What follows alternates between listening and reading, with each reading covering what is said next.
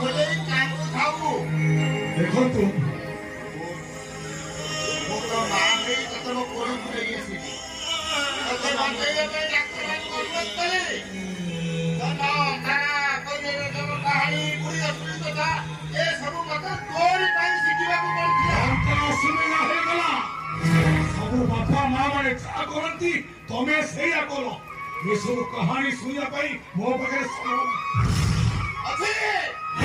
ତୁ ମୋ କାହାଣୀକି ଗୋଟି ଗୋଟି କରି ସବୁ ଶୁଣିବୁ। ମୁଁ ଶୁଣିପାରି ନାହିଁ। ଏସବୁ ଶୁଣିବା ପାଇଁ ମୋ ପାଖରେ ଧୈର୍ଯ୍ୟ ତାପରେ ମତେ ଦ୍ୱିତୀୟ ବିବାହ କରିବାର ପାଇଁ ପ୍ରସ୍ତାବ ଦେଲେ।